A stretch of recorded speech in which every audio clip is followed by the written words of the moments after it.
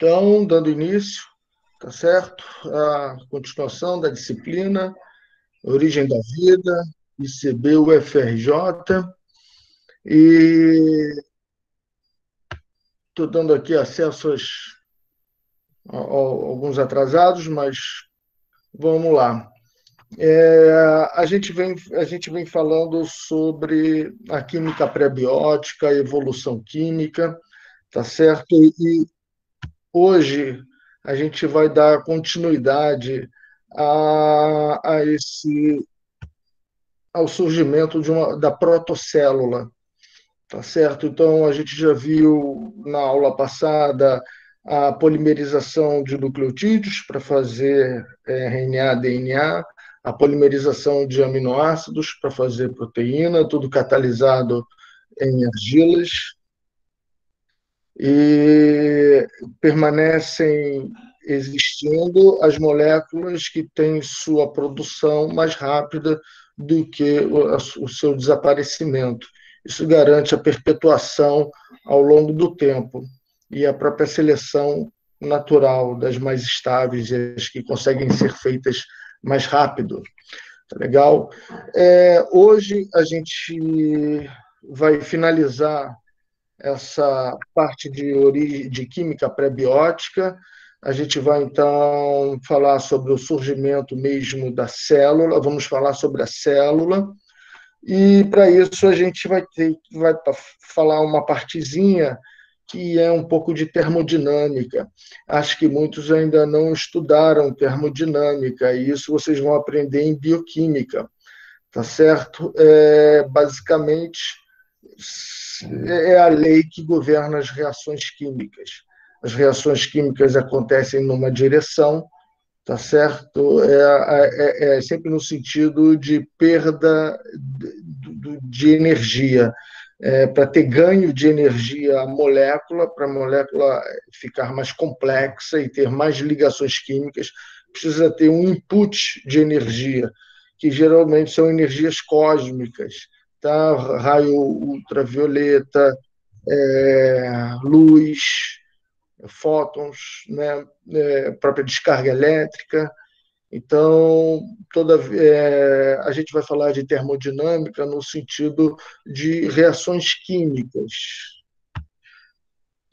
E por que é importante falar de termodinâmica? A gente nem vai falar, a gente só vai falar essa pincelada mesmo, mas os conceitos de termodinâmica vão estar embutidos na aula de hoje.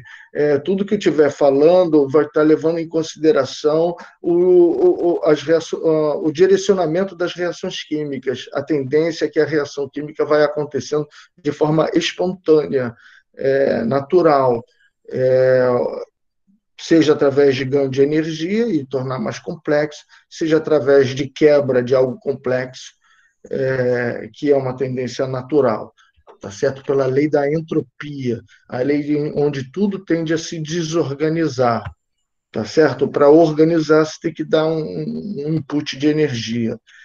Tá? Então, a Terra só tem a biosfera porque está vindo energia do Sol.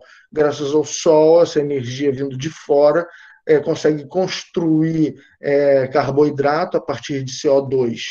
Então, a gente vai ver que é importantíssimo captar o CO2, a fonte de carbono. Isso se chama fixar carbono. Tirar da atmosfera na forma de gás e botar isso na forma de moléculas orgânicas. Para isso, precisa de energia, por exemplo. Então, a gente vai ver que a energia do Sol é usada para fixar carbono, tá? E fazer a construção de biomoléculas.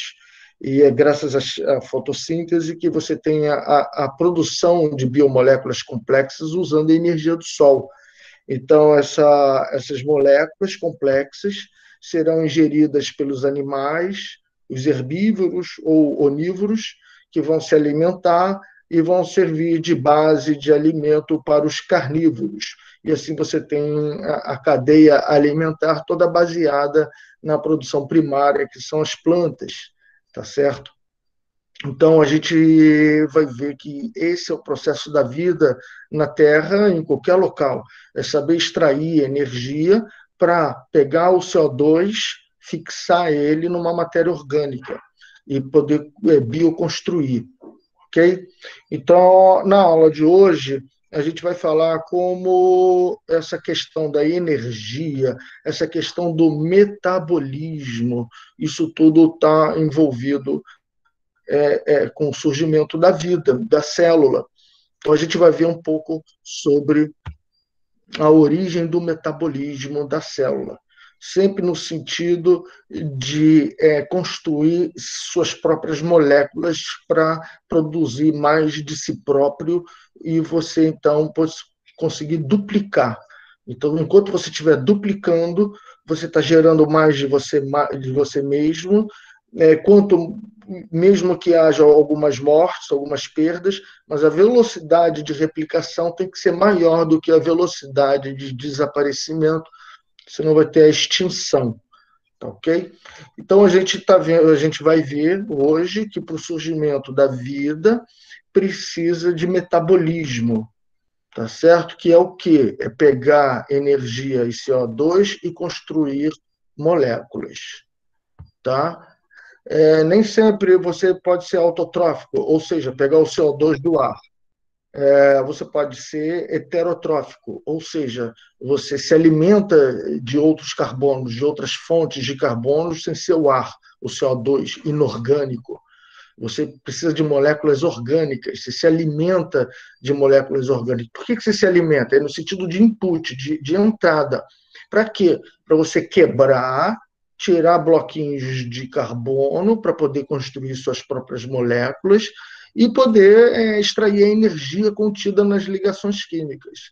Dessa maneira, quebrando as moléculas complexas com carbono, as moléculas orgânicas, você consegue extrair não só o carbono em si, mas também a energia das ligações para construir mais de você mesmo, proliferar e continuar existindo ao longo do tempo. Tá? Então, a temática da aula de hoje vai ser essa origem do metabolismo e os primeiros fósseis que se tem registro na crosta terrestre. Esses fósseis, então, são micro-organismos que fazem metabolismo, e a gente vai falar essa relação entre o metabolismo dos primeiros fósseis, das primeiras células, e o metabolismo na era pré-biótica, como isso foi parar dentro de uma célula, tá? Para você ter o metabolismo, tanto o catabolismo quanto o anabolismo. Tá, então, essa é a introdução da aula de hoje, tá certo? Fechamento de toda essa área, desse assunto de pré-biótica. Alguém quer fazer algum comentário, quer fazer alguma pergunta, mesmo em relação à aula passada, para poder continuar a aula de hoje já com um background suficiente para poder entender o que eu vou falar aqui hoje. Então, alguém quer se manifestar? Eu vou dar aqui 1 minuto para esperar aí alguém perder a vergonha. Tá legal? Não precisa mostrar a cara, tá? Não precisa ter vergonha. Professor,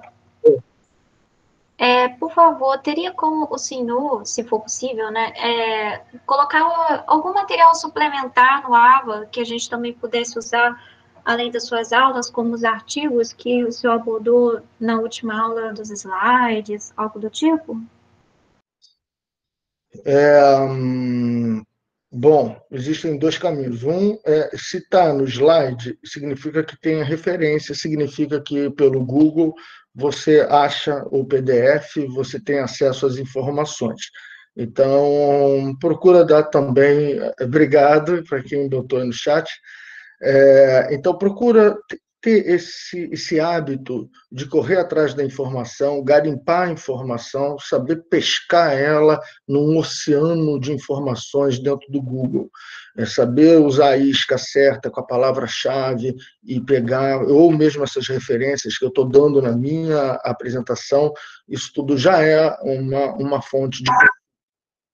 Segundo, o G-Drive, ele tem lá um monte de outros artigos, tá certo? Então, você pode ter é ter acesso direto a esses artigos. E agora, livro, material didático, mais assim acessível, eu não tenho muita coisa, só o livro mesmo do professor Franklin, mas mesmo assim não tem tudo que a gente fala aqui. Entendeu? Mas é isso, é no G-Drive que tem mais. Caso você sinta necessidade de uma ou outra informação, é, por favor, me peça que eu mando especificamente alguma coisa. Mas tenta dar uma procurada. Aí manda para mim, fala, professor, achei isso aqui tá bom, entendeu? Aí a gente pode discutir. Mas se não é G-Drive, tá legal? E as referências que eu passo. Ok, professor. Eu respondi, você ficou satisfeita com a minha resposta? Não, tudo bem, professor. Fiquei porque, já que tem o Google Drive, eu vou lá. É porque eu estava achando que realmente as coisas iriam ficar no AVA. Poderia ser cheio de coisa, mas eu já estava tudo no G-Drive, eu dou o link, acessa lá, entendeu? E, além do mais, tem as aulas gravadas, né? Mas isso é o que eu já falo aqui, então o legal é ter um a mais, algo mais aprofundado. Então tá, alguma outra questão? Não? Então eu vou fazer o seguinte, eu vou compartilhar a tela, tá certo? E desculpe se meus slides estão meio desorganizados. Eu vou, volto em alguns lugares. Espera aí, só um minuto.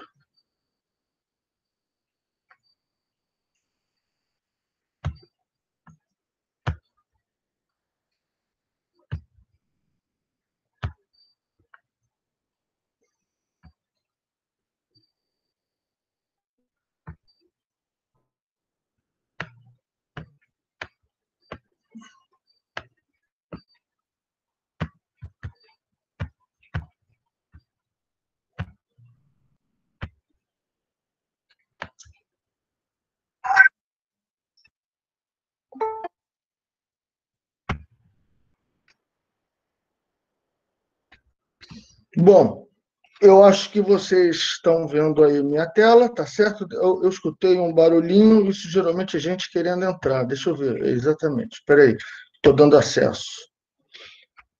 Bom, vamos lá. Então, voltando.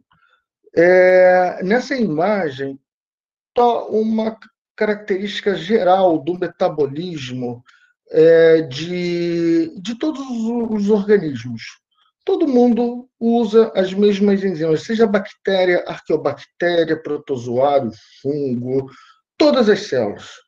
Elas utilizam glicose, como pode ser visto aqui nessa coluna do meio. Nessa. Deixa eu aumentar aqui minha tela. Muito bem. Então, utiliza glicose. Essa glicose, ela está na coluna do meio com setas, tá certo? É a principal. Isso a gente chama de metabolismo primário. Primário porque toda célula precisa fazer isso. A fonte de alimento de todas as células, até planta, é a glicose. Para extrair energia da ligação química, tá certo? Por exemplo, a planta está precisando consumir suas reservas, ela está precisando crescer, então ela precisa construir mais celulose. Então ela vai pegar a glicose que ela produziu e vai quebrar ela para poder gerar celulose depois, né? Vamos supor, ou precisa de ATP, precisa de energia. Então quebra, então todos os organismos, seja planta, micro-organismo, o que for, vai quebrar a glicose para extrair a energia da ligação química. Então, como a seta está mostrando, é gerado sempre o gliceraldeído 3-fosfato, e são dois. Os dois vão entrar vão continuar a serem quebrados cada vez mais e vão gerar moléculas mais simples, como o piruvato. E o piruvato, depois, vai ser transformado em acetil, acetato, ou pode ser acetato e parar por aí mesmo, aí isso é uma fermentação. Então, os micro-organismos que fermentam só usam isso aqui. Nós temos células no nosso organismo que fermentam, que não vão adiante, terminam aqui em piruvato. E aí acaba fazendo lactato. Então, por exemplo, quando você malha muito e ficou com a musculatura doída, é que você usou tanto a glicose para produzir ATP que isso teve um acúmulo de piruvato e virou acetato. Então, esse acúmulo de acetato no músculo começa a doer. Ou seja, você só está usando essa parte de fermentação aqui. Mas as mitocôndrias, elas trouxeram algo novo para as células, que é a possibilidade de usar esse acetato. Então, em vez do piruvato fazer acetato, o piruvato vai direto para acetil-CoA, entra no ciclo de Krebs, onde ele vai sendo progressivamente quebrado, quebrado, quebrado, e o que sobra liga de novo ao acetil-CoA para ser quebrado, quebrado, quebrado, num novo ciclo amarelo da figura, da coluna do meio. Então, com isso, vai estar sempre quebrando a glicose até piruvato, que depois acetil-CoA, e o acetil-CoA entra no ciclo de Krebs para ser quebrado progressivamente, tá certo? E veja que está sendo gerado CO2. Então, eu estou fazendo o caminho inverso. Eu estou quebrando a glicose e gerando CO2. Ou seja, eu estou liberando, eu estou quebrando ligação química, eu estou gerando energia, tá certo? Muito bem. Isso é a base. No início, aqui é fermentação, e depois é a parte de respiração, porque, olha lá, tem uma outra formação que é água. Então, além do CO2, forma água. Esse oxigênio foi respirado. Então, quando você respira, esse oxigênio que você está respirando vai grudar no excesso de hidrogênio liberado no ciclo de Krebs, na fosforilação oxidativa, e esse hidrogênio vai combinar com o oxigênio para formar água. Então, a gente está sempre na nossa respiração, consumindo o oxigênio para receber o hidrogênio, e com isso ele vira água, quando o oxigênio se liga com o hidrogênio. Tá certo? A gente vai ver que essa digestão, esse metabolismo, que é catálise, catabolismo é destruir, esse catabolismo está destruindo a glicose, gerando CO2 e hidrogênio livre. Isso é muito importante, a gente vai voltar nisso. Esse hidrogênio livre, então, precisa do oxigênio para ser combinado, para ele não ficar livre e aumentar ácido, ficar tudo ácido, muito hidrogênio livre. Esse hidrogênio liga no oxigênio e vira água. Essa coluna do meio aí, de setas gerando água e CO2 a partir de glicose, usando glicólise e ciclo de Krebs, fermentação e respiração, respectivamente, isso se chama metabolismo primário. Tá? Esse ciclo ele pode tanto descer, no caso de catabolismo, ou essas setas podem se inverter ao contrário, né? Virarem para cima, e ter o anabolismo, onde você vai construir as moléculas a partir de CO2, de água, tá certo? E de consumo de energia, obviamente, vai precisar de energia para fazer isso. Legal? Então, essa base aí é o metabolismo primário. Tem certas reações nessa cascata aí, nessa cadeia, tem certas reações que acontecem tanto para um lado quanto para o outro. Como eu disse, a seta pode estar para baixo ou seta para cima. Mas é verdade que alguns gargalos são unidirecionais. Então, você precisa realmente de um forte input de energia para você poder fazer toda a reação e de CO2 até a glicose. Então, são alguns gargalos importantes nesse metabolismo primário. Tá legal? Fazendo parte desse metabolismo primário, tem também o consumo de proteínas, que são quebradas em aminoácidos que podem entrar tanto na glicólise quanto no ciclo de Krebs, tanto na fermentação quanto na respiração. Eu vejo que as setas aqui da primeira coluna, todas entram no metabolismo primário. E no final é gerado aqui uma amônia, porque o aminoácido tem a parte amônia, né? E o lipídio também, ele pode ser degradado e ele pode entrar no metabolismo primário através de piruvato e acetato. Então, eu posso construir lipídio, quanto eu posso destruir lipídio. Eu posso construir proteína, quanto eu posso destruir proteínas. Tudo através desse metabolismo primário, que é o ciclo de Krebs, que é a glicólise e o ciclo de Krebs. Isso é o metabolismo básico que todas as células possuem, independente do filo. Se todo mundo usa essa mesma estratégia, é porque ela foi inventada e teve tanto sucesso que os organismos que vivem hoje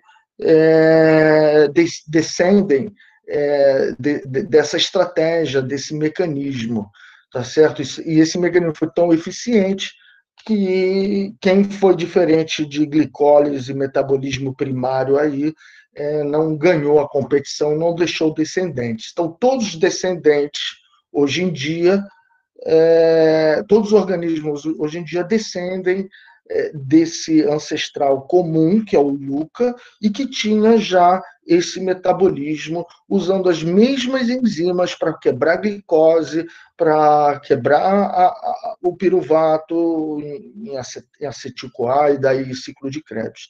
Então, realmente, isso é a base das células, tá ok? Alguém tem alguma pergunta até agora? Eu tenho, professor. Oi, professor, só um adendo. Pode falar. Eu tenho algumas alunas pedindo para serem aceitas. Pronto, já acabei de permitir o acesso. Obrigada. Então, todos os organismos, eles fazem respiração celular? Não, respiração é ciclo de Krebs, tá certo? Precisa também de um transportador de elétrons que a gente vai mencionar, porque nas aulas de bioquímica, respiração, vocês vão aprender isso tudo, tá? Isso tudo é bem uma aula de bioquímica. Não, tem a glicólise, ela é realmente universal, mas nem todo mundo respira com mitocôndrias, tá legal? Com o ciclo de Krebs. Ah, tá. Entendi. Obrigado. Mas quem tem mitocôndria, como todos os eucariotas, tá certo? Ou mesmo algumas bactérias que têm fosforilação oxidativa, semelhantes à mitocôndria antigamente, quando era livre, sozinha. Tá?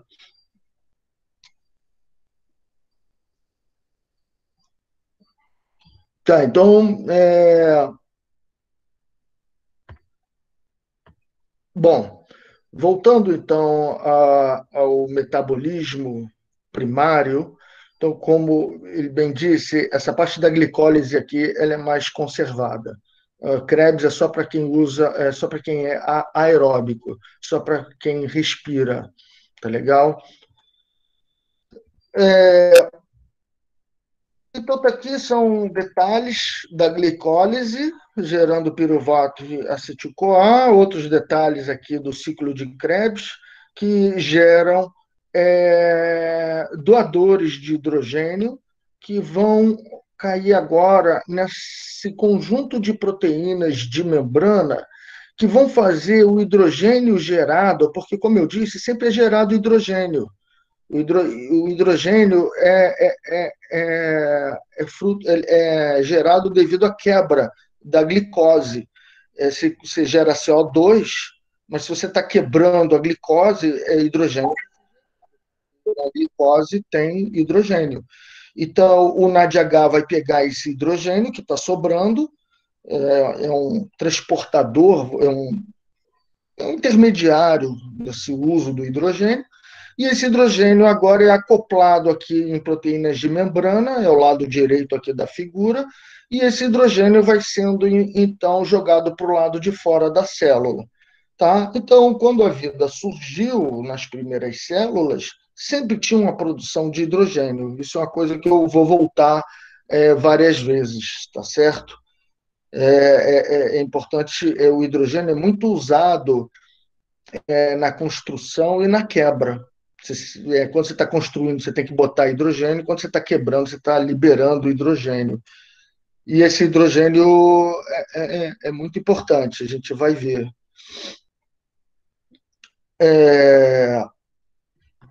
Então, aqui tem a noção de anabolismo e catabolismo que eu falei, tá certo?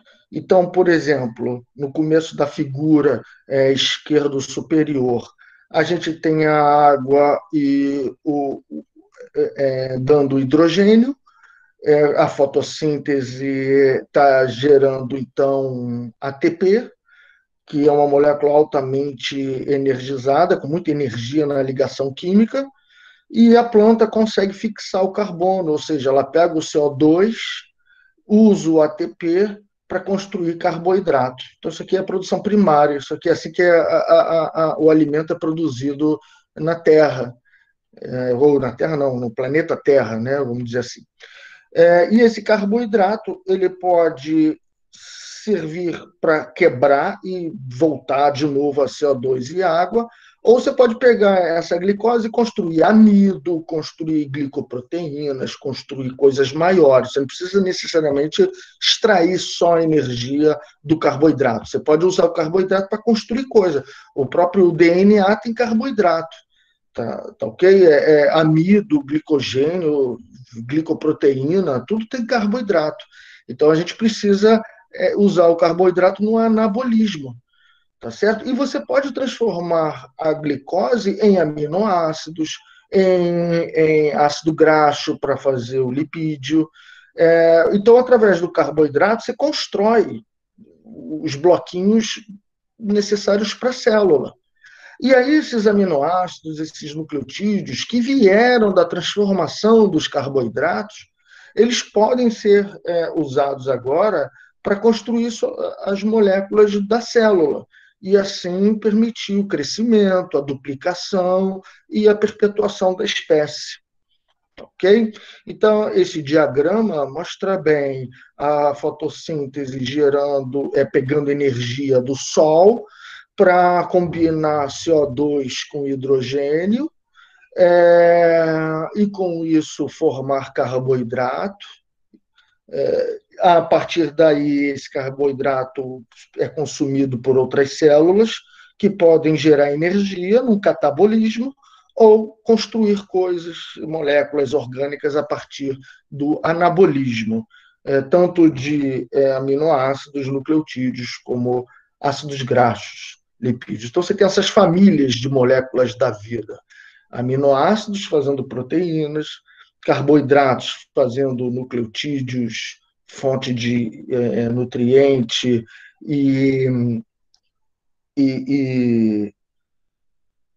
nucleotídeos e fontes de nutrientes, de energia, estoque de nutrientes, como amido, glicogênio, e os lipídios, né, para fazer a membrana das células. Então, com isso, esse metabolismo está presente em todas as células. Veja que aqui não necessariamente tem respiração, nem todo mundo faz fotossíntese, mas a base é sempre usando a glicose com catabolismo e anabolismo para fazer tudo que é necessário dentro de uma célula. Aminoácido, proteína, nucleotídeos, glicogênio, amido e nucleotídeos, e ácido graxos para fazer as membranas. Tá legal? Alguma dúvida? Tá, então aqui mostrando como a fotossíntese é capaz de captar energia para fazer o hidrogênio subir,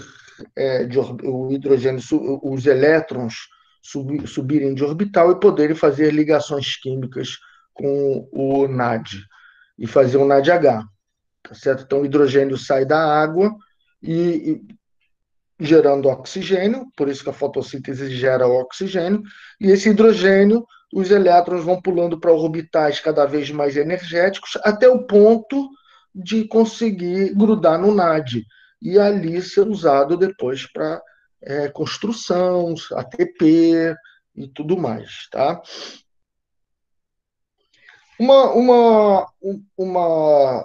Eu gostaria de deixar bem claro aqui que para uma célula ela precisa de duas moedas, dois intermediários que ela guarda para construir, tá certo? Biomoléculas.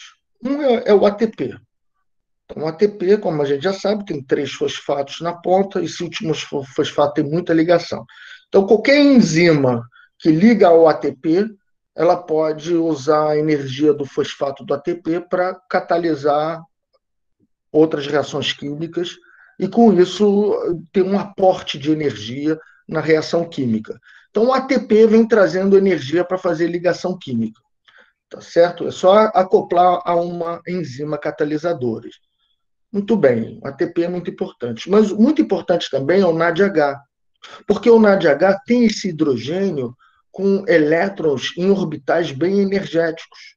Então, o hidrogênio ele é usado para construção também, porque para juntar carbono, você vai ter que botar hidrogênio também. Nas biomoléculas, com carbono, sempre vai ter o hidrogênio. Então, esse NADH é que tem a capacidade de botar hidrogênio nas moléculas. Então, para uma célula, é muito importante guardar ATP, ter um bom estoque de ATP e ter um bom estoque de NADH. Assim, ele consegue ligar carbono com carbono e consegue ligar carbono com hidrogênio. Ok? Tá claro isso?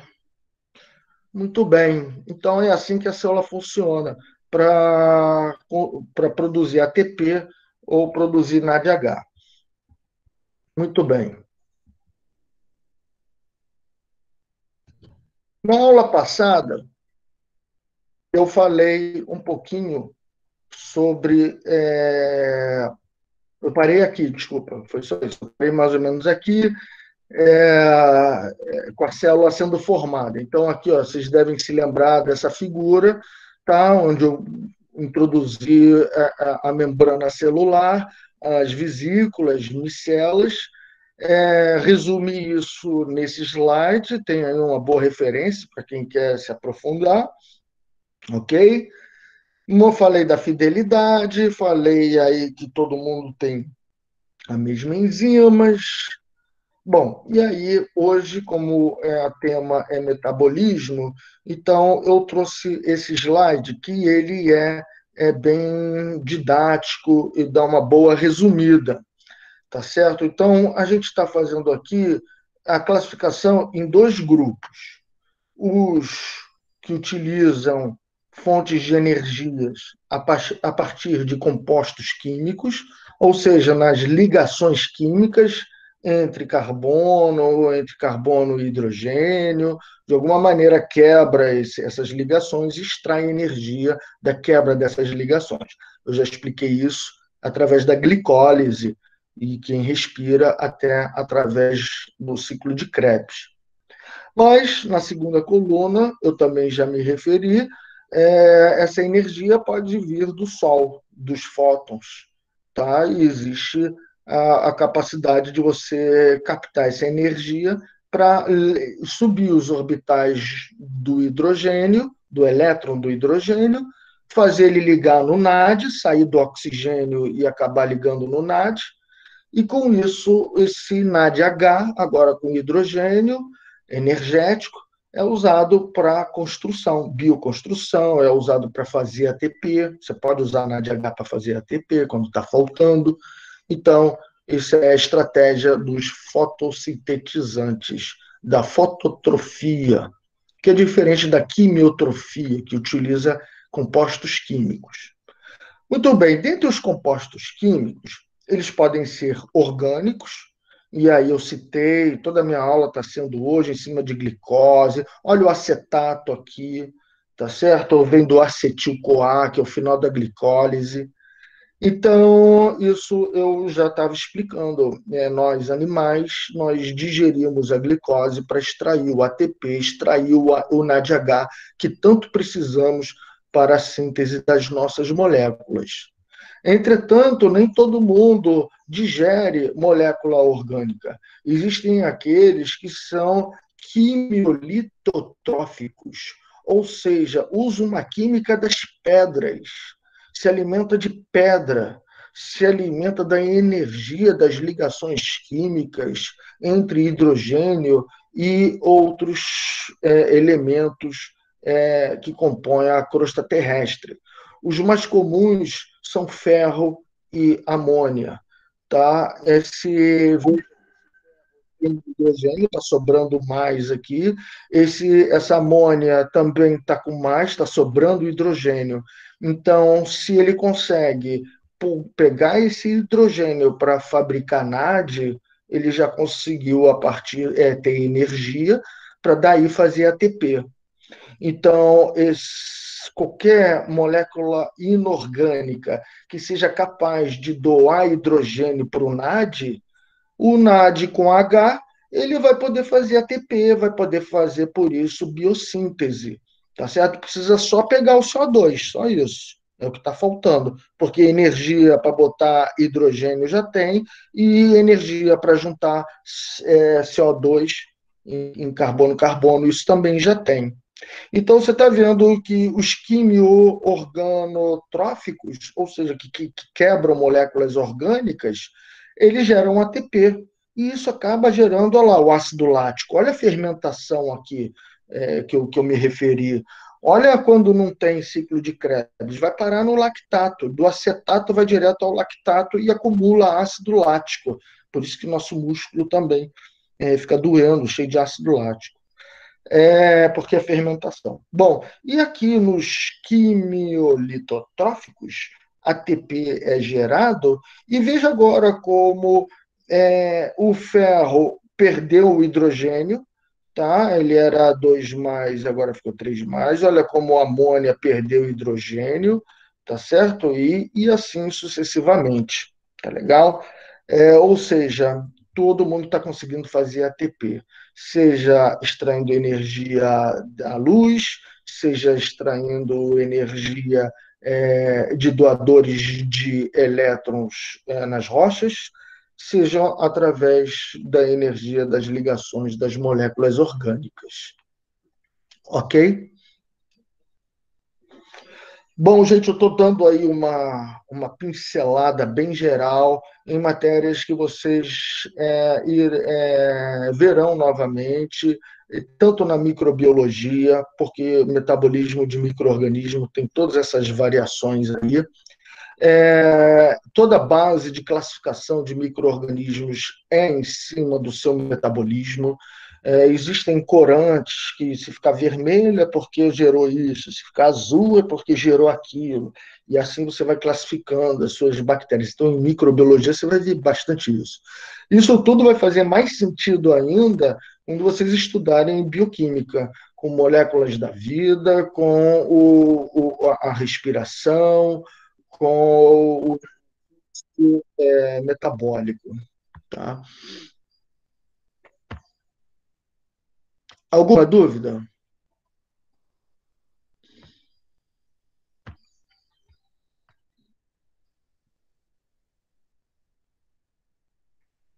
Bom, então eu vou mostrar um resumo, tá? Que é tipo uma história em quadrinho. No A é o início, no B é logo em seguida, depois o C, depois o D, que são as células contemporâneas. Tá? Então, ele está mostrando aí uma evolução nesse processo de gerar ATP, que é tão importante para fazer ligação química. Bom, então, na esquerda superior, em A, tá lá, são seres heterotróficos, quer dizer, ele não consegue pegar o CO2, ele precisa pegar carbono de fontes orgânicas. E anaeróbico, porque não digere a glicose completamente, para em acetato, não tem ciclo de Krebs, não consegue consumir oxigênio para poder continuar quebrando o acetato. Então, esse oxigênio é um aceptor de elétrons também, na respiração oxidativa, mas isso é depois. Bom, então, como as setas estão mostrando, a célula absorve compostos orgânicos e, através da fermentação, que é só aquele metabolismo inicial, tá? Sem ciclo de Krebs, só glicólise, ele vai agora gerar ácidos orgânicos. Olha lá o lactato, o ácido lático, tá certo? Olha como acumula hidrogênio, certo? Por quê? Porque se você quebra a glicose, vai liberar hidrogênio. Então, veja que as enzimas estão conseguindo acoplar a quebra da glicose ou outros compostos orgânicos para juntar ATP. Muito bem. Depois surgiu uma enzima que é a coisa mais interessante que eu já vi assim no mundo molecular, um dos mais. É uma molécula que ela parece muito uma usina hidroelétrica. Toda usina hidrelétrica tem uma represa onde a água acumula, então tem mais água de um lado da represa do que do outro. E essa diferença causa, naturalmente, a água escorrer para o outro lado, onde tem menos, onde tem um decaimento. E nessa passagem é acionada uma turbina, onde fica girando um dínamo, e isso gera eletricidade. Pois aqui a gente tem um sistema muito semelhante. No caso, como todo metabolismo de degradação acumula hidrogênio, isso é uma coisa natural, tá certo? Inerente da própria quebra, gera hidrogênio, já expliquei isso 10 vezes. Esse hidrogênio sempre saía da célula e saía por uma portinha. Só que agora, nessa portinha, vocês estão vendo em B aí, todo o hidrogênio saindo por uma portinha, essa portinha está acoplada a 3 unidades globulares que ficam girando. Então, sabe esses respiradores no teto da fábrica que ficam girando? Só o ar quente passando faz ele girar para ventilar mais o galpão? É o mesmo princípio. Conforme o hidrogênio vai passando, isso vai causando a rotação desses 3 globinhos aí verdes colados na portinha por onde estão saindo o hidrogênio. Essa rotação faz com que um sítio hidrofóbico fique exposto, depois é um sítio hidrofílico que fica exposto. Depois roda mais uma vez, outra vez hidrofílico, roda mais uma vez hidrofóbico. Então, esse giro fica alternando ciclicamente. Disponível a entrada de água, fecha a entrada de água. Disponível a entrada de água, fecha a entrada de água. E assim, enquanto o hidrogênio estiver saindo, essas unidades ficam rodando e fica alternando entre água e sai água, entra água, sai água. Então, o ATP é hidrofílico. Fosfato, adenosina, né? E com isso entrou o fosfato. Só que aqui, o ATP sendo o ATP entrando, tá certo? Entra, então, no momento que está entrando água, no momento hidrofílico dessa molécula. Quando a molécula rodando expõe o hidrofílico. Agora, quando ela roda e vai para o hidrofóbico, aí o ATP continua lá, mas ele perde toda a água em volta dele. E ele fica agora num ambiente hidrofóbico. Tá certo? Então, com isso, o ADP consegue se juntar ao fosfato. Em um ambiente hidrofóbico, o ADP se junta em fosfato. Em um ambiente hidrofílico, o ATP quebra em naturalmente, o ATP quebra em ADP e fosfato livre, certo? Então, eu estou mostrando uma molécula que se chama ATPase. Está escrito aí, ATPase. Ela é uma bomba de próton. Tá? Essa enzima, ela, como está mostrado na figura B, ela foi inventada para quebrar o ATP e a energia gerada com essa quebra faz todo o excesso de hidrogênio sair da célula. Tá legal?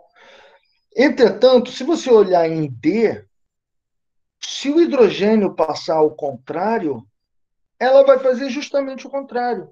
Vai pegar o ADP, o fosfato, e vai fabricar o ATP. Por quê? Porque num ambiente hidrofóbico, o fosfato gruda no ADP. E com isso, a reação se torna altamente favorável de ligar fosfato ao ADP, caso o ambiente seja hidrofóbico. E isso só acontece dentro da enzima. Então, a enzima permite um ambiente hidrofóbico capaz de, naturalmente, espontaneamente, o fosfato grudar no ADP e fabricar com isso ATP. Então, tudo começou com quebra da glicose, gerando acúmulo de hidrogênio. Aí uma célula se deu melhor, ganhou a competição, porque conseguia se livrar desse hidrogênio através da ATPase. Só que nesse momento, quebrando a ATP, ela está gastando energia para isso. Tá certo? E isso faz girar a rodinha também. Muito bem, em C, você tem agora a invenção de outro sistema. Um sistema que foi capaz também de jogar o hidrogênio para fora. É um outro mecanismo que foi inventado, que é o que a gente chama de fosforilação oxidativa. É a respiração, isso aqui.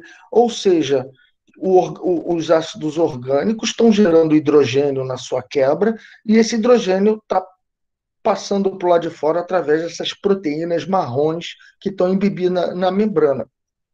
Então, o D é a junção dessas duas invenções. Eu pego esse bloco, que funcionava muito bem, usando a TPase, e pego esse outro bloco que usava essas cadeias de elétrons, de elétrons, que são essas proteínas marronzinhas aqui, que jogam os elétrons para fora, esses hidrogênios para fora. Então, se você junta os dois sistemas, a fermentação está gerando hidrogênio, esse hidrogênio é posto para fora, mas quando ele entra novamente, ele faz rodar a ATPase e com isso fabrica ATP. Então eu estou vendo aqui que a célula consegue fabricar ATP, tá certo? Usando dois sistemas que tinham sido inventados previamente só para se livrar do excesso de hidrogênio. Então, uma estratégia que evoluiu inicialmente para jogar hidrogênio para fora, agora está sendo usado para fabricar ATP. Tá certo? Então, alguém tem alguma dúvida sobre essa parte? Professor, a ATPase, ela gera ATP nesse terceiro exemplo? Sim. Porque ela está funcionando ao contrário. Em vez do hidrogênio estar saindo, o hidrogênio está entrando. Então, ela está rodando ao contrário. Então, quando ela expõe um sítio hidrofílico, o ADP e o fosfato grudam lá rapidinho, porque é hidrofílico. E ADP e fosfato são hidrofílicos, então entra dentro daquela bolinha da TPase. Quando a TPase roda, porque o hidrogênio está passando, agora o fosfato e o ADP estão num ambiente anaeróbico. Nesse ambiente anaeróbico, o fosfato gruda rapidinho no ADP e é fabricado ATP. Então, o ATP só foi possível porque o hidrogênio está passando dentro da ATPase. Se o hidrogênio não passar dentro da ATPase, ela não roda e ela não alterna momentos hidrofóbicos e momentos hidrofílicos. Então, a reação de quebra do ATP é favorável em ambientes hidrofílicos. Então, ATP quebra em ADP. Agora, para juntar a ADP com fosfato e fazer ATP, aí tem que ser ao contrário. Eu tenho que ir para o sítio hidrofóbico. Aí eu consigo juntar esses dois componentes. Ficou claro? Ficou assim, obrigada. Professor, sabendo que há aquele espaço hidrofóbico e hidrofílico, onde tem a entrada e saída de H+, também da água, é o mesmo orifício que entra e que sai, ou também a molécula tem uma outra saída? Não. São locais diferentes da ATPase. Então, uma coisa é o canal onde passa o hidrogênio. O hidrogênio passa por um canal ou de dentro da célula para fora, como nas primeiras células, no início, onde esse sistema foi inventado, ou nas células contemporâneas, como acontece hoje em dia, o hidrogênio vai do lado de fora para dentro da célula. Então, quando o hidrogênio passa, as bolinhas da ATPase começam a rodar. E são nessas bolinhas que o ATP, o ADP e o fosfato entram e saem. Então, se na hora de rodar expôs o hidrofílico, entra ADP, entra fosfato. Se na hora que o hidrogênio passou, causou mais uma rotação na molécula, e agora o fosfato e o ADP estão num ambiente hidrofóbico, aí vai lá e junta e faz ATP.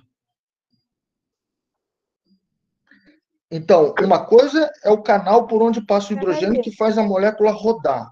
A outra coisa esses locais que estão rodando vão entrando ADP e fosfato para serem combinados num sítio hidrofóbico da molécula. Professor, uma dúvida. Quando está no sítio hidrofílico, que o ADP vira ATP, e no hidrofóbico... Não. Ao contrário. No hidrofóbico, o fosfato se junta ao ADP, formando ATP. No hidrofílico, é o contrário. Se você puser ATP na água, ele vai quebrar. Ele vai quebrar porque a tendência natural é esse fosfato sair e virar ADP e depois AMP. Então, no ambiente da água, você favorece a quebra do fosfato. No ambiente hidrofóbico, você favorece a aglutinação do fosfato, a ligação entre fosfatos. Entendi, obrigada. Professor, então como exatamente o ATP se mantém em ATP dentro da célula, se quando na presença de água ele quebra? Porque ele está sempre sendo acoplado a enzimas e sendo utilizado para a biossíntese. Você não tem ATP de bobeira na célula. Ele está sempre sendo produzido e consumido. O tempo todo sendo produzido e consumido. Entendeu? O equilíbrio da célula é para ficar produzindo ATP e consumindo na mesma velocidade. Entendi. Professor. Oba! Uma pergunta. O hidrogênio, ele agora entra e sai da molécula pela ATPase, mas por canais diferentes? Sim, dois canais da mesma enzima? É como se fosse assim, a região de maior concentração que está o hidrogênio, passa para a região com menor concentração do hidrogênio. Então, você sempre tem uma membrana e você tem um lado da membrana e o outro lado. Para o ATP sair, tem que ter mais... para o hidrogênio sair, tem que ter mais hidrogênio do lado de dentro. Para o hidrogênio entrar, tem que ter mais hidrogênio do lado de fora. Não, a parte da concentração eu entendo, eu quero saber por onde ele passa. Ele passa pelo meio da molécula, por um tubo, um canal, que é diferente da parte globosa que gira. Então, o canal transmembranar é por onde o hidrogênio passa. tá? É por dentro da proteína, que o hidrogênio vai passando. Ele é muito pequenininho. E o fato dele passar faz a parte globosa rodar, as 3 partes globosas rodarem. Tá ok. Pô, legal, gente. Adorei as perguntas. São perguntas assim, mostram que vocês estão entendendo o que eu estou explicando, está fazendo sentido. Então, isso me deixa muito feliz, porque isso realmente é uma área mais árida da matéria, mais abstrata da matéria, tá certo? Entender esse fluxo de energia dentro das células e esse equilíbrio. Existe toda uma área de ciência que é o metabolismo energético, esse equilíbrio, o fluxo metabólico, é o que chama fluxo metabólico, é o quanto está fluindo para um lado ou para o outro. Então, isso entender a célula como um equilíbrio dinâmico de um fluxo metabólico realmente é bem abstrato. Mas vamos lá, a gente está juntando as unidades, no final a gente vai ter uma célula. A gente já tem proteína, a gente já tem lipídio, a gente já tem ácidos nucleicos, a gente só precisa entender agora a manutenção da homeostase do sistema, do equilíbrio do sistema, que é o metabolismo. Tá legal?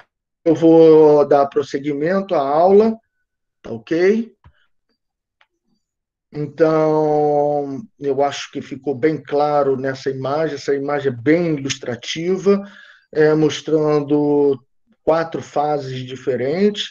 Primeiro, que a fermentação gera hidrogênio, depois que se gastou energia para jogar esse hidrogênio para um local de maior concentração, então precisa gastar energia, e depois isso era feito com o transporte de elétrons em uma cadeia de proteínas, de transportadores de elétron, e depois, tanto o transportador de elétron como a ATPase juntas na mesma célula, um jogando o excesso de hidrogênio gerado na fermentação para fora, e o outro botando esse hidrogênio agora para dentro e aproveitando isso para fabricar ATP.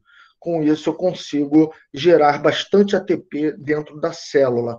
Não preciso nem dizer que esse hidrogênio pode ser usado no NADH. Então, eu não preciso jogar fora todo o hidrogênio. Eu posso guardar um pouquinho de hidrogênio na forma de NADH para as minhas biossínteses. Inclusive, eu posso até usar um NADH para doar hidrogênio aqui na figura C. Então, o NADH pode estar doando hidrogênio para a síntese de ATP em D, tá certo? Então, tanto em C e em D, esse ácido orgânico, imagina um NADH no meio do caminho aí até as proteínas marrons, tá? É quem transporta o hidrogênio até essa cadeia respiratória. Então, está aqui a ATPase com todas as suas fases, todas as suas subunidades. A parte azul esverdeada são sítios hidrofóbicos e hidrofílicos, respectivamente. Tá? Veja que essa região de F0, por onde o hidrogênio passa, é no meio dela. E veja que precisa de uma membrana, porque faz o isolamento, é como se fosse a barreira de uma represa, que não deixa o hidrogênio, já que é hidrofóbico, o hidrogênio não consegue passar por essa barreira, só pode passar por dentro da ATPase, que é essa enzima aí que eu estou mostrando. E aqui, para terminar, toda essa parte do metabolismo, tá certo? Pelo menos assim, das células modernas, eu tenho aqui um outro resumo com aeróbicos e anaeróbicos. Então, por exemplo, está aqui, ó, lignina, monômeros, quer dizer, glicose, compostos orgânicos. Então, olha ali o hidrogênio saindo pelo transportador de elétrons, tá certo? E olha o hidrogênio entrando pelas ATPases, e olha como isso gera a produção de ATP. Com o ATP e com o NADH, eu consigo fazer todo o material celular. Tá legal? Eu posso também usar CO2 livre. Embaixo, são células que conseguem pegar esse CO2. Então, eles são quimioautotróficos. Eu não preciso comer outro carbono. Ele pega inorgânico. Ele pega do CO2, do ar. Tá certo? Então, são células que conseguem extrair energia da química e não precisam comer outra molécula orgânica. E os anaeróbicos, que não usam oxigênio, tá certo? E usando a energia do sol, ou, no caso aqui, sendo autotrófico, pegando o CO2. Tá? Então, isso são uma coisa é pegar energia para fazer ATP. A outra coisa é pegar o CO2, que é o material que você vai usar para construir biomoléculas. Muito bem.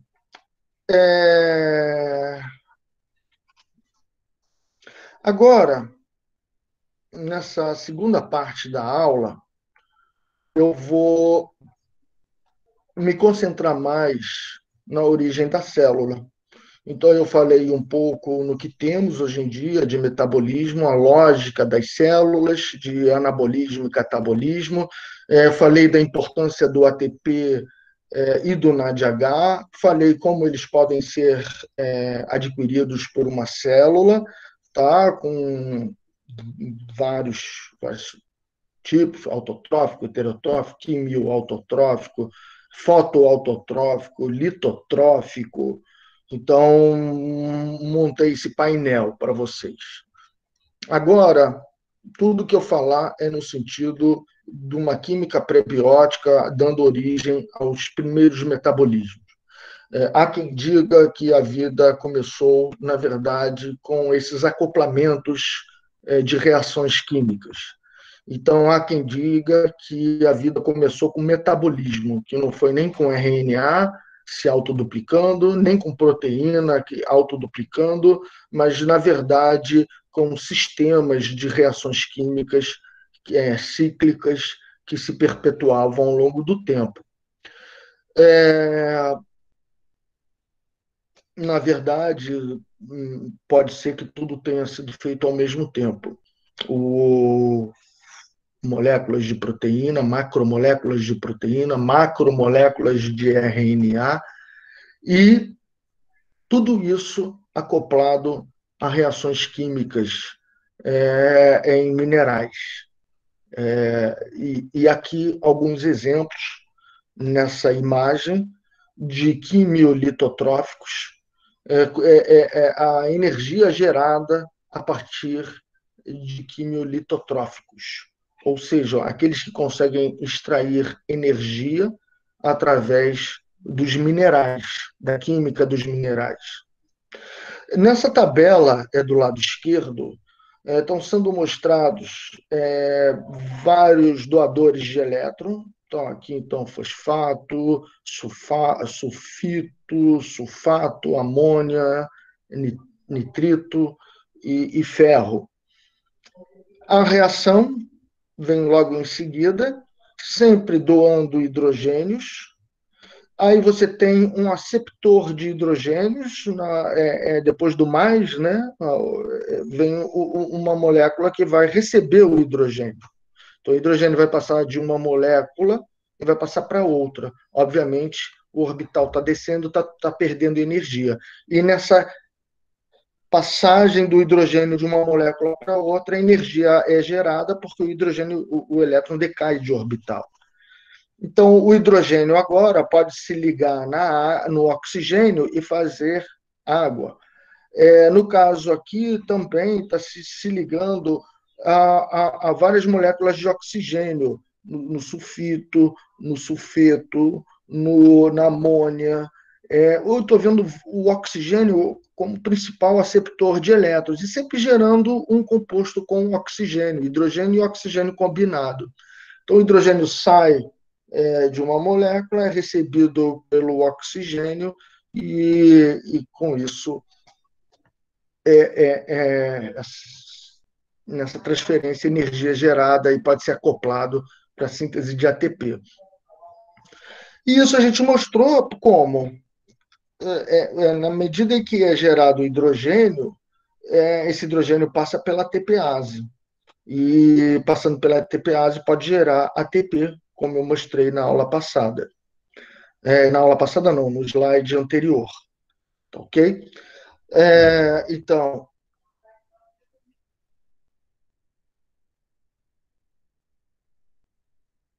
nesse momento,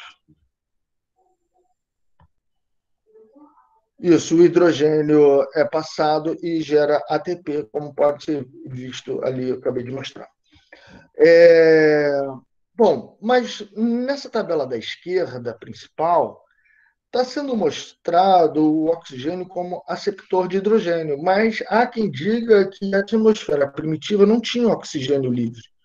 Então, vamos tirar esse oxigênio daqui e vamos ver se é possível eu fazer essa transferência de hidrogênio e do elétron, do hidrogênio também, caindo de orbital, passando de uma molécula para outra, mas sem ser o oxigênio como aceptor.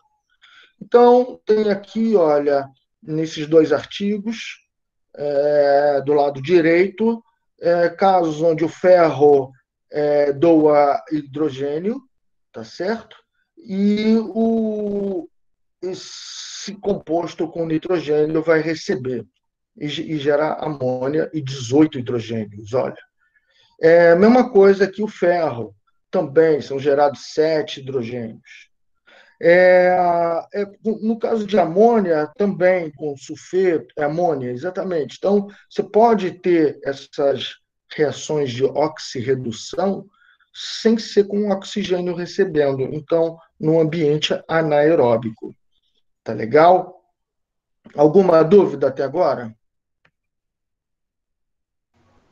Professor, só para eu checar se eu estou entendendo. Então, Boa. eu acho que podemos concluir que o objetivo de todo metabolismo celular, digamos assim, é extrair íons de hidrogênio e elétrons para produção de energia, no caso, na forma de ATP. Então, é isso? Perfeito. Ou ATP ou NADH, porque o próprio hidrogênio ligado ao NADH vai ser usado para construir moléculas. Então, eu preciso ter hidrogênio para construir, mas eu preciso também ter hidrogênio para mover a ATPase e fabricar ATP. Então, é isso aí. Essas reações químicas acontecem na pedra ou no inorgânico e tem como objetivo extrair o hidrogênio para fazer NADH e para fazer ATP. Então, mesmo que sejam moléculas inorgânicas, nós ainda podemos chamar de metabolismo isso. Sim, porque isso é só para tirar energia. Agora, o que você vai fazer com essa energia? Aí entra o metabolismo. Então, no metabolismo, Entendi. tem essa parte de extrair a energia, mas tem a parte também de você construir coisas com essa energia, faz parte do anabolismo. Então, você está estudando o catabolismo, mas existe também o anabolismo, que faz parte do metabolismo. Certo, professor. Obrigada. Tá legal? Bom, então vocês estão vendo que, através do mineral, eu consigo extrair energia para reações químicas. Se eu acoplar essas reações químicas com ferro, com amônia, com sulfeto, com nitrogênio, eu consigo gerar ATP e NADH. Então, vamos ver agora como a gente correlaciona isso com os fósseis que existem, com o metabolismo atual que existe, isso eu já abordei um pouco na primeira parte da aula, e principalmente com registros fósseis. Todo esse uso do mineral para extrair elétrons, isso deixa marca. E é possível analisar essas marcas nas rochas para se ter uma ideia de como estava havendo o consumo do ferro com hidrogênio, do sulfeto com hidrogênio, como é que estava havendo o consumo disso. Então, essas marcas são fósseis, são registros fósseis, E agora, essa outra, eu vou agora mostrar alguns registros. Inclusive, nesses registros, a gente vai começar a falar sobre essa origem do metabolismo. Tá legal? Então, vamos lá, gente. Eu vou ter que mudar Vou ter que parar, tá ok? E vou fazer um outro compartilhamento de tela.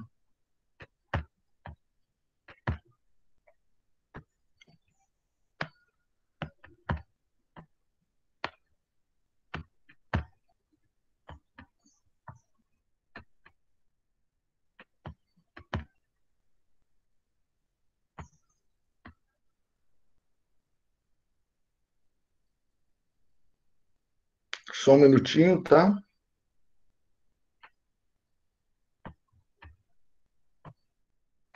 Muito bem.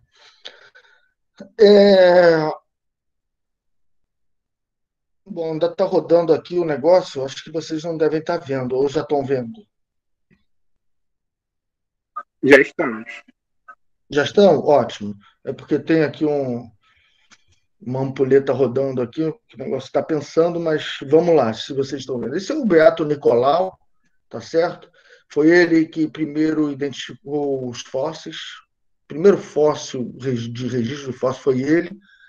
Ele encontrou um dente de tubarão fossilizado. Aí, quando ele olhou, ele falou: caramba, isso é igual um dente de tubarão. Aí foi lá nos registros, no museu, viu, nossa, é realmente igualzinho, mas tem forma de pedra. Aí então ele começou a concluir que talvez os minerais estariam substituindo o cálcio e transformando aquele osso em pedra, mas com formato de dente de tubarão. E a partir daí, então, começaram a ver que existem vários bichos, e o mais interessante é que quanto mais profunda eles são encontrados, mais simples eles são. E se você datar através de radioatividade essas camadas onde os animais são encontrados, os mais profundos, nas camadas mais profundas, são os mais antigos, o que é de se esperar, e conforme os sedimentos vão sendo depositados, os animais, os fósseis mais na superfície são mais recentes, de animais mais recentes. Então, os registros fósseis são o melhor exemplo, mais concreto, a evidência mais concreta de que realmente tem evolução e que os animais aparecem, são extintos e a gente vai falar justamente dos registros que acontecem não de osso ou de parte mole de bicho, mas do metabolismo dos micro-organismos. Então, a gente vai atrás agora das camadas mais profundas ou de rochas mais antigas. E isso a gente vê através da datação radioativa. Esses são um dos fósseis mais antigos, ainda estão vivos até hoje. Como você pode ver, está no mar, são os estromatólitos. Eles são datados de 3,5 bilhões de anos, ou seja, quando essa primeira camada foi formada há 3,5 bilhões de anos, essa camadinha da imagem da direita inferior, é um corte do estromatólito, tá? Mostra aí na imagem. E cada camada dessa é um tempo. Conforme as cianobactérias vão morrendo, uma nova camada se forma. Aí que morre porque formou uma outra. Desculpa. Então, quanto mais embaixo, mais antigo, quanto mais em cima, mais novo. E a única parte viva, então, é a superfície, como está mostrado na imagem da esquerda inferior, onde está tudo marrom, mas só a superfície está verdinha, fazendo fotossíntese. Então, isso é uma cianobactéria cujo fóssil pode ser visto aqui no direito em 7, no meio da figura. Então, isso são registros antigos, realmente, um dos mais antigos. A Terra tinha 1 bilhão de anos, né, até aí. A Terra surgiu em 4,5 bilhões de anos, então veja que já tem 1 bilhão de anos aí, que é coisa pra caramba, né? Só que existem fósseis mais antigos ainda. Fósseis de 3,9 bilhões de anos, ou seja, a Terra tinha só 500 milhões de anos. Isso é o tempo que levou para esfriar. 500 milhões de anos é o tempo que levou para esfriar. Então, olha só, esfriou, pronto, já tem fóssil de micro-organismo. Tá? Não é nem vertebrado, mas são micro-organismos. E essas manchas nas rochas foram extraídas, foram analisadas, tem resquício de metabolismo de litotróficos, de bactérias litotróficas que usam o ferro, tá certo? E vejam que tem grafites biogênicos que só organismo fazem. Você não vê isso sendo formado nos vulcões de forma natural, inorganicamente. Não, essa forma de grafite só micro-organismo que pode produzir. Então, isso é um indício realmente que isso aqui é um fóssil de micro-organismo, que data lá assim que a Terra esfriou. E tem outros também, você tem aqui com radioatividade, você pode medir aqui a idade, são 3,8 bilhões de anos, quer dizer, próximo a 4, 3,4, 3,2, com fósseis em forma de microfilamentos. Essas são essas marcas, então, que estão em diferentes locais. Professor, Oi. Sendo os fósseis mais antigos que a gente encontra litotróficos, é certo dizer, então, que os primeiros seres mais desenvolvidos pós-Luca eram litotróficos? Não, ao contrário, a gente está falando aí antes mesmo dos Lucas, né? No início da vida, deve ter sido litotrófico, porque a energia que tinha disponível era do ferro, era da amônia, conforme o tempo foi passando, tá certo? Agora, não podemos esquecer também que nessa época tinha muita molécula orgânica também, que pode ser quebrada. Então, não necessariamente extraía do mineral. Existiam moléculas orgânicas, mas elas estavam mais diluídas, né? Então, essas regiões ricas em ferro e amônia são mais prováveis de terem vida, de ter o início da vida. Ok. Tá legal? Então, você tem essa possibilidade, mas existem moléculas orgânicas também. Então, elas podem ser heterotróficas. Bom, continuando, então, são filamentos aqui tubulares, tá certo? Bem nessas regiões com bastante ferro, mas eu já estou introduzindo aqui um outro conceito que são as fontes hidrotermais, as chaminés hidrotermais. Essas chaminés hidrotermais, elas são bem interessantes porque elas são verdadeiras fábricas de química. Ali você tem primeiro sulfeto cheio de hidrogênio, muitos doadores de hidrogênio, então você já tem bastante energia disponível de forma litotrófica, tá? Como doadores de hidrogênio. E você tem também locais mais quentes, locais mais frios nessas chaminés. Você tem regiões mais alcalinas, regiões mais ácidas, e essas diferenças são necessárias para as reações químicas. E acoplado com esses doadores de elétron, que é o sulfeto, que é a amônia e tudo, isso dá uma gama de reações químicas muito maior. Então, essas fontes termais são bem sugestivas e são ricas desses doadores de hidrogênio, tá certo? Então, por exemplo, olha aqui. A gente tem aqui esse lago no México. No meio do deserto do México, tem esses lagos. Eles estão desaparecendo porque estão usando para irrigação. Mas os que ainda estão lá, eles têm, parecem estromatólitos. Veja que eu mostrei os estromatólitos na Austrália, que é muito conhecido, tá certo? Mas existe também em vários outros lagos e outras regiões. Tinha até em Macaé, mas dizem que já morreu devido à poluição. Assim como esse. Tem aí nesses lagos mexicanos, mas está acabando também. Bom, mas o que tem interessante é que a maioria dos micróbios que vivem nesses lagos, tá certo? São semelhantes a micróbios marinhos. E 10% deles são parecidos com micro-organismos que vivem em fontes termais.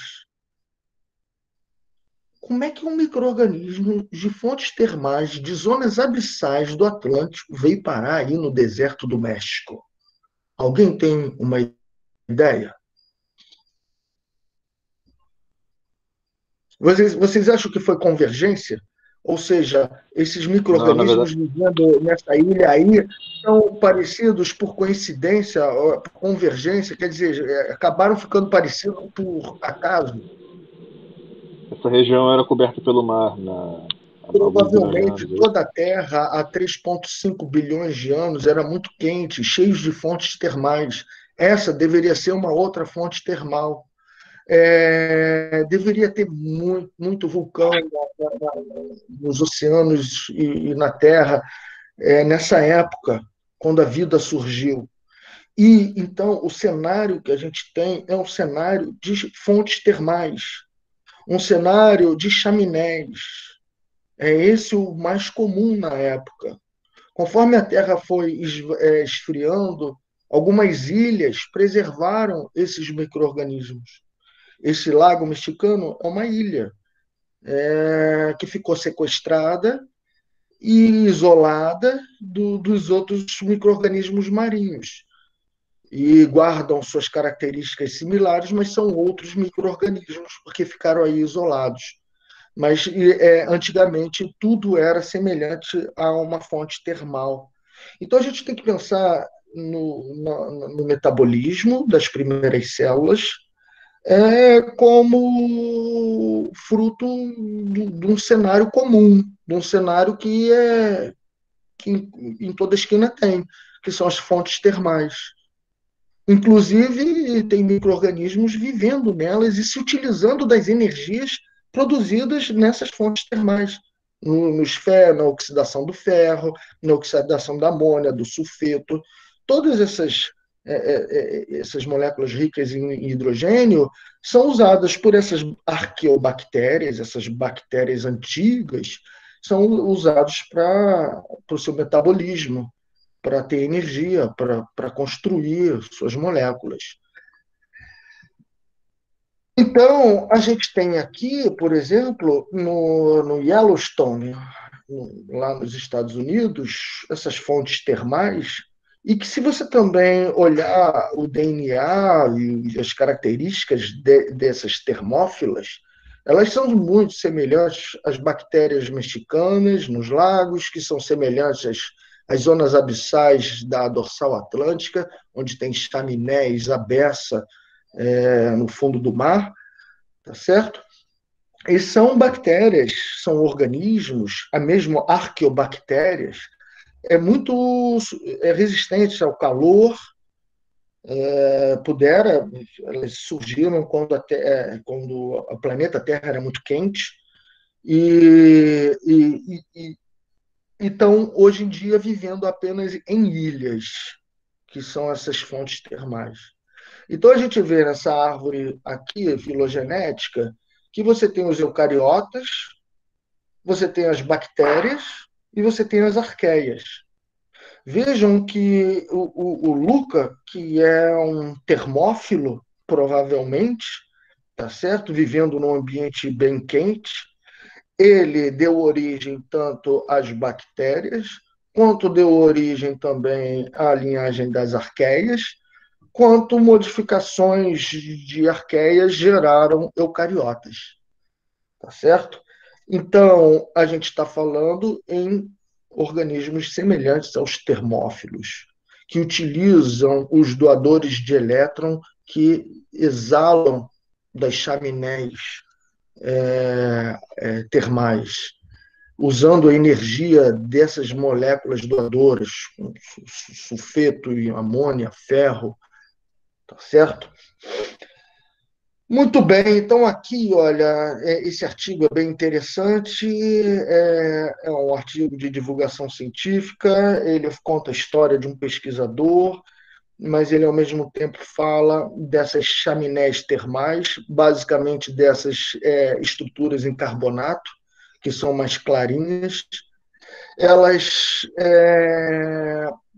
têm bactérias aí que estão usando tanto a parte mais alcalina dessas chaminés, quanto estão usando a parte mais ácida dessas chaminés. E você tem uma verdadeira usina de química aqui, acoplando as reações de oxirredução e permitindo, então, o fluxo de hidrogênio de um lado da célula para outro lado, faz a ATPase girar, consegue gerar ATP. Então, você imagina, num ambiente ácido com muito hidrogênio, que o hidrogênio está querendo entrar dentro da célula. E num ambiente mais alcalino, o hidrogênio está querendo sair. Todo esse fluxo de hidrogênio para um lado e para o outro, em diferentes regiões da fonte termal, pode estar ajudando na origem da ATPase, com o hidrogênio passando de um lado para o outro da célula e fabricando ATP. Então, você está tendo aí um ambiente onde você tem reações de oxirredução acontecendo de maneira muito fácil. Você tem aí também células acoplando esse uso de energia para o metabolismo. Tá legal? Então, tem aí vários textozinhos aí usando algumas imagens aí, tá legal? Dessas fontes termais. Bom, e como é que são essas fontes termais hoje em dia? Elas são todas baseadas em um micro-organismo, em uma bactéria. Uma bactéria que consegue pegar eu não sei se é sulfato, eu nunca sei o nome direito, mas esse sulfeto cheio de hidrogênio e arrancar o hidrogênio, ele está doando hidrogênio, no caso aqui o aceptor é o oxigênio dessa bactéria, e está sendo gerado, então, água, porque o hidrogênio vai para o oxigênio, gera água, e essa molécula de enxofre, tá? Sozinha, 2 S's. Então, através dessa reação de oxirredução, a bactéria consegue fabricar ATP e NADH. Fabricando ATP e NADH, ela consegue proliferar. Proliferando, pronto. Aí, toda uma cadeia alimentar fica baseada em cima dessa produção da bactéria. Como assim? Tem uns vermes. Esses vermes, eles têm na cabeça deles uma região cheia de micro-organismos, de bactérias. São essas bolinhas na microscopia eletrônica.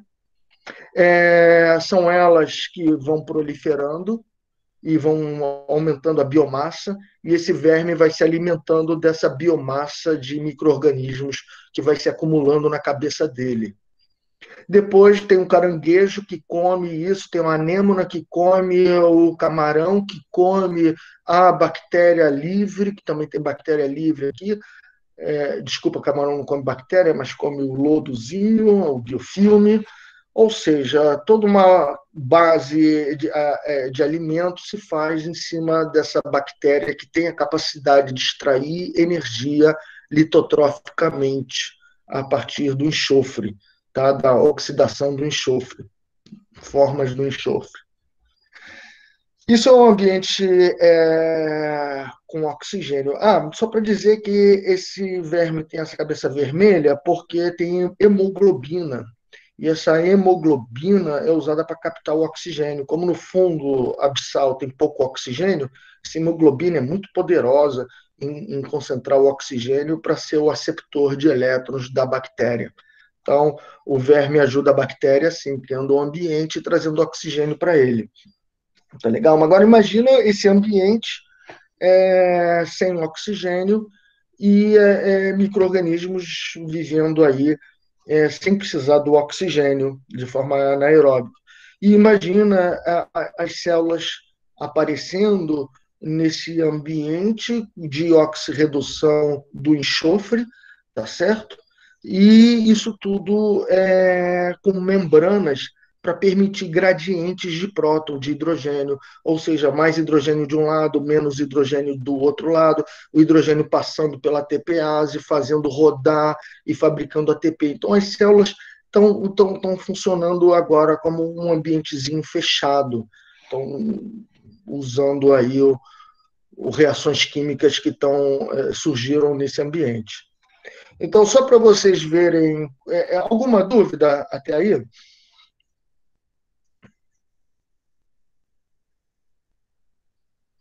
Bom, se ninguém tem dúvida, eu vou dar agora outros exemplos, que são bactérias vivendo em ambientes extremos, como, por exemplo, a 1.400 metros de profundidade, quase 1,5 km de profundidade. Bactérias que vivem dentro da pedra. Bactérias que vivem dentro de água, pocinhas de água sequestradas dentro de pedras, tá? A 1,5 quilômetros de profundidade, tá legal? Isso extraindo energia da oxidação do enxofre, ou do ferro, ou da amônia, tá legal? E usando para fabricar ATP, fabricar NADH. Veja que se a célula consegue viver nesse ambiente, consegue viver em outros ambientes inóspitos também. Veja como a vida ela é fácil de acontecer. Até dentro de pedra ela acontece. Tá certo? Então, a vida é muito resiliente. Tá certo? Ela sobrevive realmente poderia sobreviver dentro de meteoros e tudo, preservado. Então, quanto não existe de vida que a gente desconhece até em outros planetas, né? Veja agora Vênus com os fosfitos, né? Como material biogênico, indício de vida na atmosfera densa de Vênus. Bem interessante isso. É dentro da linha que a gente está falando aqui o tempo todo, tá certo? A vida acontece até no ar de Vênus. Muito bem, então agora você imagina esse cenário de origem da vida podendo acontecer em ambientes bem inóspitos, e ficando cada vez mais isolados. Tá? A vida não necessariamente surgiu na Terra, mas pode ter surgido em qualquer outro local com doadores de elétron, aceptores de elétron, usando carbono e até mínima quantidade de água para as reações químicas. Então, tem aí mais micro-organismos extraídos em camadas há mais de 100 milhões de anos e ainda estão vivos. Micro-organismos com mais de 100 milhões de anos e vivos. Conseguiram ressuscitar, eles estavam em forma latente e agora... E do que eles extraem energia? Do manganês. Realmente fazendo reações químicas a partir da doação de elétrons e hidrogênios dos metais. Tá? Então, a vida realmente arruma sempre um jeito de acoplar as reações químicas com o anabolismo, com o funcionamento da célula. Outros exemplos também são dessas cianobactérias que vivem em condições extremas, como no deserto do Chile, que é na Antártica, que são desertos assim, muito extremos e severos. mas essas cianobactérias têm condições de pegar o CO2 passando, pegar a aguinha passando, então são bem resilientes também, esses micróbios. Então, e são semelhantes ao que você pode encontrar em outros planetas, tá certo? Agora, dentro desse mesmo raciocínio,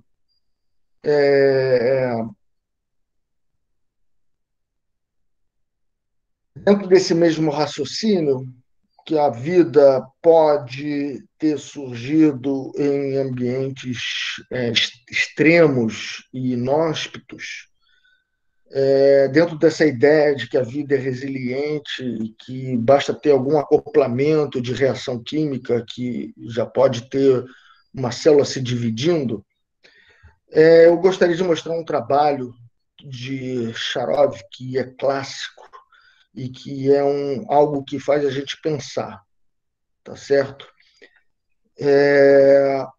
Nesse gráfico, segundo os estudos aqui do Alexei Charov, nesse gráfico eu tenho o tamanho do DNA, tá certo? Indo de 5 para 10 megabases e assim sucessivamente, tá certo? E aqui é o tempo,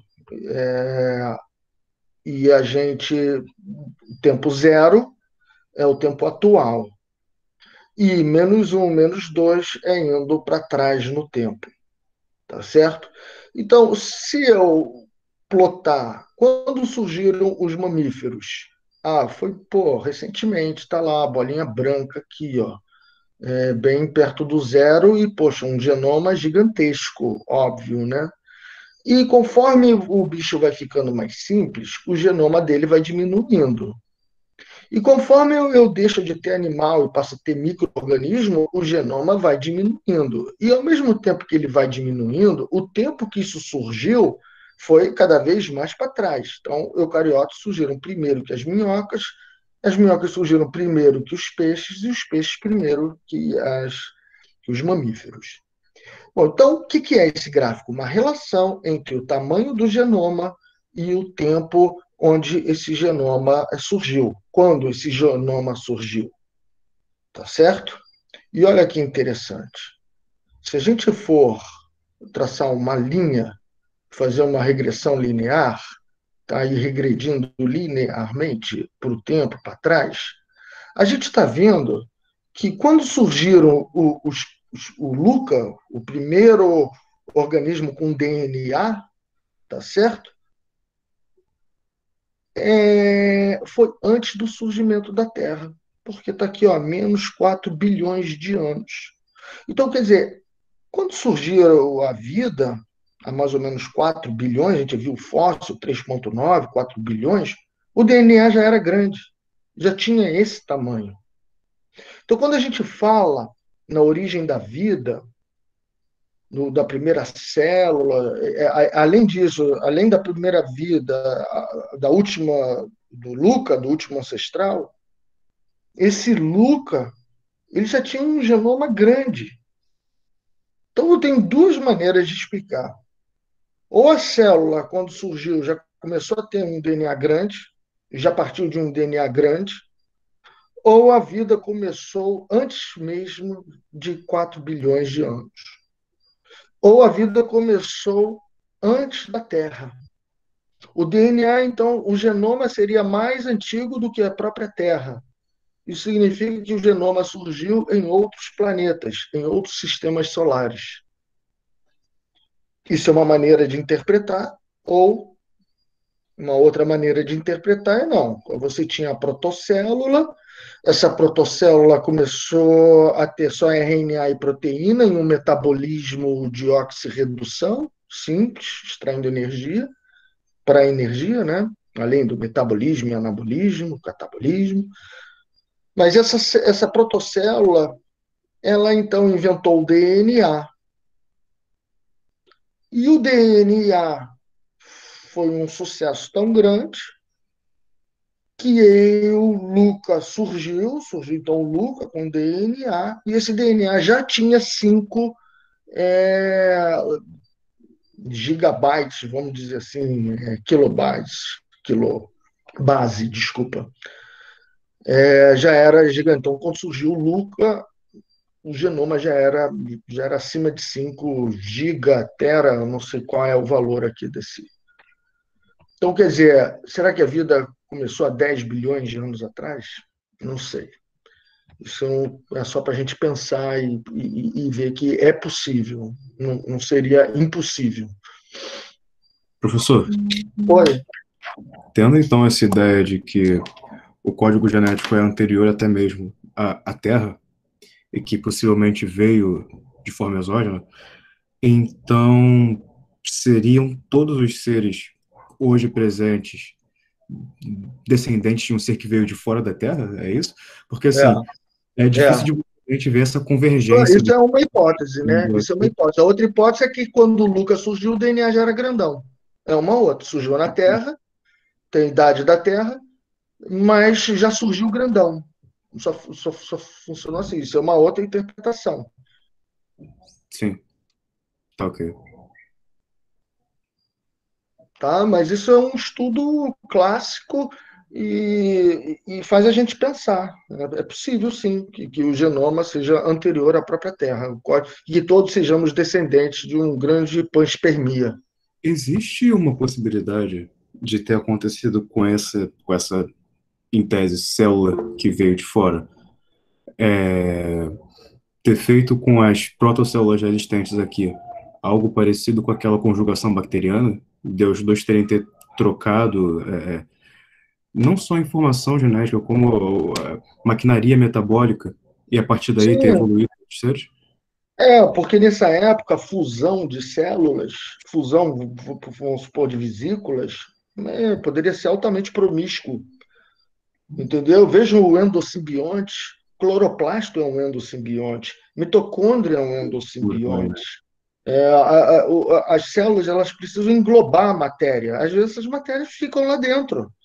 Entendeu? O que é geralmente um erro ou uma falha, acumulou coisa, aquilo acaba virando material para evolução e adquiriu uma nova função agora dentro da célula. Sim. Então, fusionar a célula da panspermia que veio de fora com alguma coisa que estava surgindo aqui, por que não? Pode ser, não sei, possível, por que não, né? Tá legal? Tá ok, obrigado.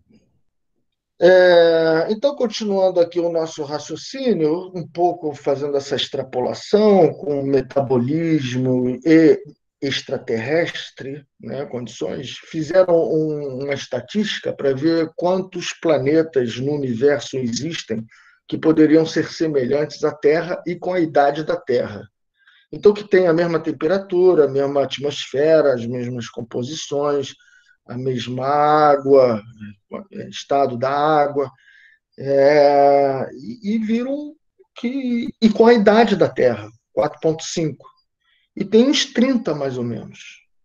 Então, se surgiu o ser humano, formas inteligentes, que tem consciência de si próprio, na Terra, por que não em outro planeta? E, assim, do que a gente conhece, os 30 devem ter ser humano, ou algo tão inteligente quanto ser humano, ou mais até. Porque teve tempo, e teve material, e teve condições iguais à da Terra. Tá legal? Então, umas 3 dúzias aí dá 36, tá? Então, aí as referências. Tem também o site, para quem quiser ler um pouco mais sobre isso. E aqui nos meteoros, né, ainda você tem cristais que só organismos vivos produzem, a não ser que tenha algum outro que a gente não conhece, uma outra forma de fazer esse cristal que a gente, de forma inorgânica, que a gente não conheça, mas do que a gente conhece, só organismo vivo faz esse tipo de cristal. Tá certo? E são microfósseis que vieram de Marte, de meteoritos de Marte, Então, com alguns sinais de que já existiu vida em Marte. Tá? E também tem não só esses cristais biogênicos, ou de origem biogênica, mas também formas parecendo os estromatólitos, as cianobactérias com filamentos de pequenos globinhos filamentosos. Então, também esses fósseis estão presentes nos meteoros que vêm, por exemplo, de Marte. Então, a magnetita é o nome do cristal. Aminoácidos foram encontrados também nesses meteoros, segundo essas referências que eu estou botando. E é isso. E, recentemente, caiu um meteoro na Costa Rica, que ele é classificado como condrólitos, ou seja, tem carbonato. E o interessante é que ele tem partes que são mais antigas do que o próprio sistema solar, e que serviu de nucleação conforme o sistema solar foi aparecendo, foi se formando com nucleação da matéria. Foi havendo um conglomerado de vários componentes que estão aí na figura 1, 2, 3 e 4, e a gente encontra muito aminoácido, mais de 90 aminoácidos nesse meteoro. Foi uma grande corrida de colecionadores, de cientistas, entrando em contato com a população local para tentar comprar esses meteoros. Aí não pode chover, a sorte é que não estava chovendo, estava seco, então esse meteoro funciona como uma esponja. Se entrar água, vai entrar material da Terra também, do planeta Terra, então vai contaminar tudo. Então eles tiveram que chegar antes da água, molhar isso tudo. E tem aí a casa de um cachorro que foi bombardeada por um pedaço desse meteoro, lá na Costa Rica. Foi esse ano, inclusive, que aconteceu. E é igual ao meteoro de Murchison, da Austrália, cheio de aminoácidos, cheio de molécula orgânica, até hemoglobina, anéis porfirínicos para fazer hemoglobina e para fazer clorofila estão presentes, como esse PAH aqui, ó. Então, essa base para fazer clorofila e para fazer hemoglobina, que é igual, só muda um magnésio por um ferro, deixa de ser clorofila para ser hemoglobina. Então, é isso que é muito comum nas nuvens interestelares. Os aminoácidos também são abundantes, nuclearam nesses meteoros e caíram na Terra. Além desses, tem os meteoros que vieram de Marte, os choques que Marte levou, espirrou pedra para todo lado, e um pouco dessa pedra, em forma de meteoro, chegou na Terra. Tá certo? E aí a gente vê fóssil de organismo vivo nesses meteoros.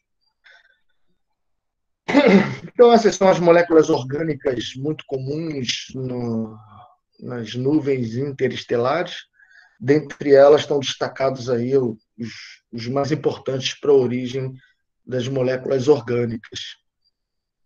E aí as moléculas orgânicas de primeira, segunda e terceira geração, sempre combinando bloquinhos para gerar outros bloquinhos, que combinados geram blocos mais complicados ainda, por final a formamida. Então, gente, eu estou terminando a minha aula, tá?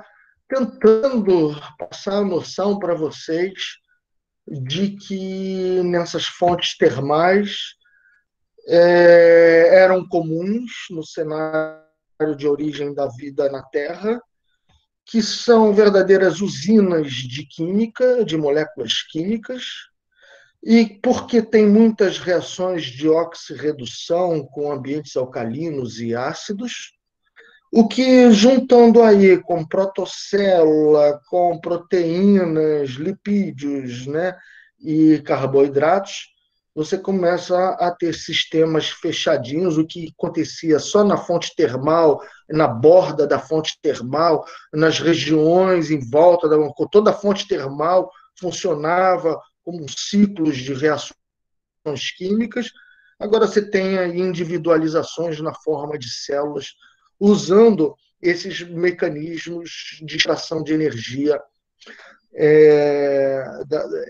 abundantes na época nas fontes termais. Então, você imagina aí as células sendo formadas, individualizando esses ambientes fechados, esse sistema fechado. As células são sistemas fechados, com o uso da energia para se manterem. O que acontecia na fonte termal como um todo, agora está acontecendo de forma individualizada em cada célula. E a fonte termal está ajudando aí com moléculas químicas e com energia das reações químicas muito abundantes nas fontes termais. Tá? Alguma dúvida, gente? A gente já está chegando a 4 minutos do final da aula. E eu estou vendo que eu tinha 63 alunos e agora eu só tenho 50, quer dizer, alguns não aguentaram. Mas tudo bem, podem assistir essa aula gravada em outros momentos, está tranquilo. Então, o importante é participar das conversas. Tá? E vocês não precisam ficar abrindo novas frentes de conversa. Vocês podem continuar uma conversa que já foi aberta. Tá legal? Alguma dúvida?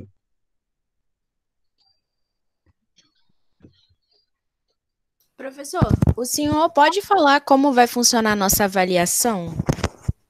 Isso eu vou falar no dia mesmo. O importante é saber o que é causa, o que é consequência e saber a cronologia das coisas, como as coisas estão acontecendo ao longo do tempo e como um evento prepara o próximo evento, que prepara o próximo evento, e as coisas acontecem cronologicamente, tá certo? Numa lógica de causa e consequência, e assim por diante.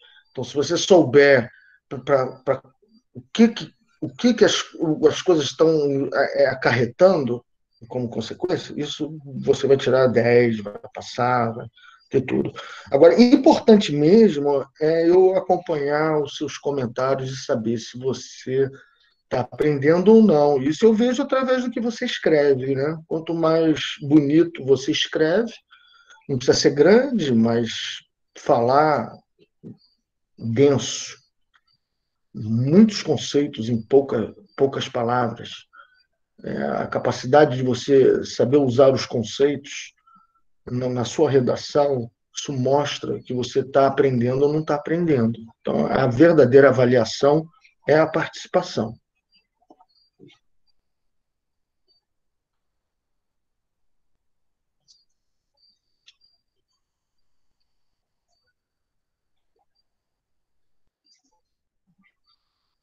Nenhuma pergunta? Todo mundo entendeu? Então, está todo mundo convencido que as fontes termais são propícias para a origem da vida. Então, está todo mundo ciente de que as reações de oxirredução que acontecem nas fontes termais. Tem um monte de chat aqui que eu não estou vendo, que isso foi acoplado nas células. E tem a ver com panspermia. Esqueci que acabou de falar. Obrigado, professor. Obrigado, professor. Sim, não precisa agradecer, não. É um prazer. Eu estou aqui falando de coisas que eu gosto de falar mesmo. E ainda bem que tem gente para escutar.